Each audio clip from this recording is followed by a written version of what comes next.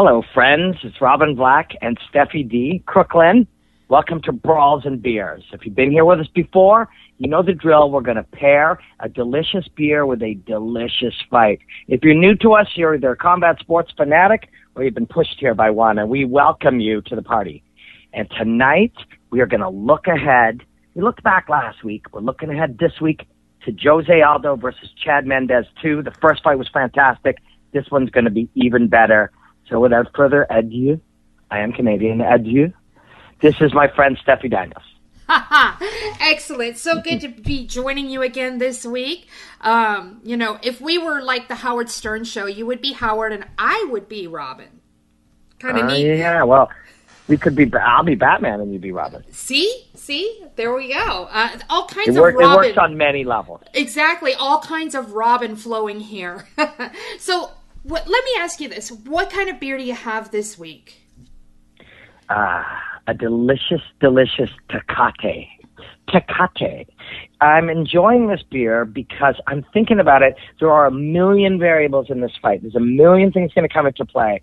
But one that's going to be key is when it comes right down to it in the pocket, who's going to have better boxing. And Tecate is one of the main sponsors of boxing all over the world. You watch a great event, you'll probably see the mat is sponsored by Tecate, a big red mat. So in tribute to boxing, I am drinking one of my favorite beers, Tecate. Fantastic. Tell us what Tecate tastes like. For those of us that haven't tasted it, I have, but we have lots of people that may not have tried it. Tell us what it tastes like. First of all, some of the finest beer on planet Earth is Mexican beer. And I love Mexico in general. It's a beautiful place. The food's amazing. And their two favorite liquids are both delicious. Beer and Mexican water, which is tequila. And Tecate, like a lot of Mexican beers, very light, very, very nice in the summertime. You can imagine drinking it by the beach. But if you enjoy it while watching some fights, it just fits in perfectly as well. Eddie Bravo is a good friend of mine. He would be mad because he likes Dos Equis. And the reason he likes Dos Equis is because that man in the commercial, the most interesting man in the world, he thinks Dos Equis celebrates the older man. And as a result, we should celebrate Dos Equis. But nope, we're having a Tecate. Have you tried Carta Blanca? I have. I've tried 30% of all beers in Mexico. When both my wife and I work really hard and we're busy, we're both really busy with our careers, but when we get a break, we try to go to Mexico if we can afford it on our break, and while we're there, we like to sample beers. And they're light, so you can have them in the day. You can have a few more beer in Mexico than you might have in Canada, because Canadian beers are pretty strong. So basically, Mexican beers they're like the Chinese food of beers. You could just keep drinking them. Yeah, exactly, which is good. If you're on holiday, particularly, and it's hot outside, what do you need water for? Beer is just kind of water with like a little extra kick.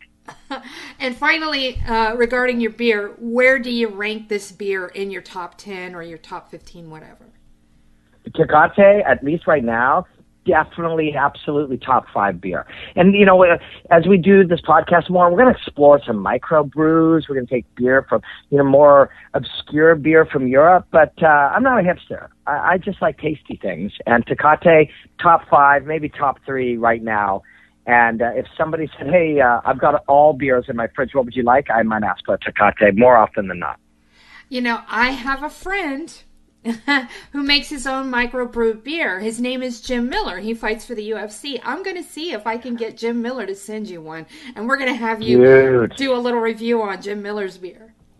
Yeah, you know what we can do? We can do a little breakdown of the best of Jim Miller. And, I'm a huge Jim Miller fan. I've said it a million times. On the list of men that you don't want to look at a contract and see his name on, Jim Miller is high up on that list.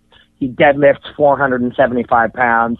He's physical like crazy. He's a black belt. His wrestling is insane. And his pace is nuts. If Jim Miller makes beer, he just became a tiny bit cooler, if that was possible. We got to have some Jim Miller beer on Brawls Beers for sure. Absolutely. So now, without any further ado, because I am honorary French every time I do this podcast with Robin, I am honorary French Canadian. So without any further ado, let's get down to the fight. And the first thing I want you to do is I want you to give me a little brief analysis of each fighter's strengths. Yeah, it's a tricky one. I mean, you got to start with Jose Aldo, right? This is the only UFC featherweight champion that has ever existed, and he is a pound-for-pound great, and that gets thrown around a lot. But the more you really analyze fighting, you look into the depths of what makes these men special, that's something you have to take into account. He's one of the best in the world, and most of the highest-level guys, we'll talk, how does Fedor measure up with guys? The best fighters are now. They're now because the best training is now, the best knowledge is now, the best understanding is now, the best level is now. So this guy's one of the best ever. His strengths, there's so many, but, obviously his striking is phenomenal. And he has like a small menu of things that he uses. If you look at his highlight reel, there's a Superman punch off the cage, and there's all these interesting things. But ultimately, this guy has a phenomenal low kick set up off his left hand. For a while it would be a left jab to a right low kick. And then other times he'll use a left hook to a right low kick. And that is textbook, kickboxing 101, but he's so unbelievably good at it that he will hurt you with fundamentals, with commitment to great fundamentals. He also has amazing takedown defense, especially off the single leg. Nova now developed this limp leg system to the point where BJ Penn is now like, why would anyone shoot a single leg? Because he spent time with them. He's learned the single leg defense, and you will not take Aldo or Renan Barão down with that. He's also got great cage work, and when pushed back, he puts his chin down. This I got from Jack Slack. Puts his chin down and will trade recklessly, because although there's a risk in doing that, the reward is he convinces you to stop pressuring him. So the game that he's built plays so well with his attributes. And it's kind of between his coach, his mental strength. He grew up, living in the gym, living almost in the streets, to the game that they've built around him. They've literally built the perfect fighting machine, and he's very tough to beat. And so you're like, what is the one thing? The real one thing is the completeness of the whole game, combined with his attributes, combined with his commitment to perfect simplicity. I know that was I spat out a lot of stuff there, but you get excited when you talk about one of the greats. How about Chad Mendes? What are his strengths? Yeah, when you talk to Bang Ludwig and you ask about Chad Mendes, and he hasn't been his lifelong coach. He's been a guy who steps in and then coaches him later in life as a fairly fully developed fighter. So he has a really good sense of how to answer that question. And the very first thing out of his mouth is, you've just never seen an athlete like this, never seen a human being capable of athleticism. And that's a powerful thing. Because if Chad Mendes wanted to be, an unbelievable ballet dancer or a running back or a sprinter or whatever, he has the genetic and developed athleticism to do so. But as a game, he started out as an elite wrestler with incredible athleticism and incredible power and ability to close distance. But they added into his game very real striking, an understanding of how to close distance, striking the same way he did wrestling, and a real drive, the kind of drive that only elite wrestlers build, that desire to win at all costs. So, I mean, you have very different guys here. You have a fundamentally American wrestler-based athlete, and then you have this Brazilian Jiu-Jitsu black belt who developed the modern MMA game in a Brazilian gym based around create the things that work and use those and almost only those. And so they just line up so brilliantly. Okay. We've seen Nova União kind of crumble a little bit right around the foundations. Lots of the guys are having issues, and we've seen some losses on the Team Alpha Male side, we've seen a little bit of problems in there with, is Dwayne Bang staying? Is he going? Now we've got Martin Campman in. We've got fighters that are still training with Bang, and some of them are training with Campman. It seems like the unity might be unfraying a little bit. So bearing that in mind, I want you to analyze each fighter's weaknesses. Yeah, that's interesting. I think I like the way you put that, because the fighters' weaknesses, I think, really kind of are the team weaknesses right now. And I think that's a fair way to look at it. As goes Renan Barão, so goes Aldo, because they do many of the same things. They're in the same environment. They do the same drilling. They spar the same way. They have the same nutritionist. They have the same challenges cutting weight. So Aldo's got a lot of challenges right now. And his weakness is that although he's still young, he's old in fight years. He's been in the wars, and his body may be breaking down. He'll never break down mentally. Seems like that's never going to happen. And that does happen to some great champions. But his body seems to be breaking down. He's got neck problems. He passed a kidney stone recently. He's had problems with his body. And the neck problems have been so bad that he has to get therapy for weeks and weeks and weeks before he can begin a proper training camp. So how's his body doing? How's he doing physically? Also, they built a game that was going to win at that moment in time. 2010, 2011, 2012, this game that they built was dominant. They leave the leg hanging out. When you go for it, you are made to pay for it. It discourages you from coming forward. When you move back, they start kicking your leg. I mean, it was a perfectly built game. And Bang Ludwig and TJ Dillashaw believe that they exploited it. They evolved past it. They developed a way to beat that game, and they think they showed that. The problem is nobody now thinks, and I've heard this directly from people down there, they believe, and this is good, it's a good thing to believe, they believe that it was a fluke, that if TJ didn't land that one big right hand that they think concussed Barão, the whole fight is different. As a result, they are doing what they've always done. They're believing in what brought them to the dance, and that's a great thing to do mentally, unless they're wrong. Unless TJ Dillashaw was going to beat Barão no matter what, if he had the game, the brand new evolved game to do it, if he did, Mendes does too. And Mendez's weaknesses, there aren't a ton, certainly not physically, but he got beat. He got beat once already. He got beat by the guy who's going to look over, and he's going to see him standing there, and he's going to see him frothing at the mouth. He got beat in Brazil in the same setting that he's getting. So he walked to the cage. He heard people threatening to slit his throat, and he's going to die, and screaming for his opponent. When that happened in the last time that he was in that environment, he looked at that opponent, and he ended up looking up at the lights saying, what happened? And when you look up at the lights and you say, what happened? The answer is not something good. So all of that is in his head. So his biggest weakness is he already was beaten by this man, and although he's made dramatic improvements, and if you get a chance, I think we're going to include the link in this article. I did a little breakdown of the improvements, some of the improvements Chad Mendes did over the last 4 fights. It's really over the last 5 fights, but I don't count the first one of those. It's really the last 4. And there are a lot of improvements, but no matter how much you improve, one, you look over, that guy beat you, that's in your head to some degree, even for the mentally strongest guys. Okay, so bearing all those strengths and weaknesses in mind, what do you think is going to be the one single thing that is most important that each fighter can do to ensure his victory? Is it a move, or is it a conglomeration of things? You tell me what Jose Aldo and Chad Mendes can do, the key factor in this fight. Okay, cool. Well, I'm going to start with Mendes this time. And I'm going to start with a point. You remember Sean Tompkins? Sean was one of the not only the greatest coaches ever, but he's one of the greatest people. I loved Sean. He was a special coach and a special leader and a special dude. And when he had Mark Hominick face Aldo in front of 60,000 people in Toronto, he invited me over to his house. I stayed with him for a few days. I watched some of the training. I picked his brain. I talked about the strategy. And for him, he felt the number one thing Mark had to do was push Aldo back. You couldn't be moving back. You couldn't let him push you back. You had to push him back.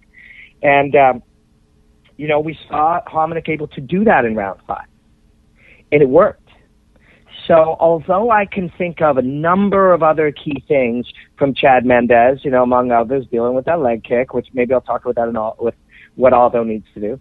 And, of course, getting the double leg takedown, staying away from that single, but getting deep in on the hips. There are a lot of key things, but I'm going to go in honor of Sean Tompkins with what he believed and what I think Mark Hominick proved in round 5, and that is the number one most important thing is you must move Aldo back. And with Aldo, what does he need to do? I think he needs to, one, be patient, but I think he needs to make his primary fundamentals work. His left hand to his right low kick.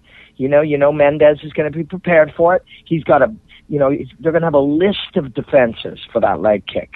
Get out, disengage, and get out. And they'll each have an ascending order of payoff and discouragement for Aldo. If you get out when he's kicking you, that's not a lot of discouragement, but it protects your leg. If you check it hard, like the way Weidman checked Silva, you can damage him, you can leg destroy him, or you can just hurt him bad enough that he stops doing it. Or 3, if he throws the leg kick, you counter, usually the right hand, but there's lots of other counters, and you hurt him. So every time he kicks you, he gets hurt. And the 4th is when he throws that heavy leg kick, is you get in deep. Instead of moving backwards, you drive forward, you double leg him, you put him down, and you make him pay.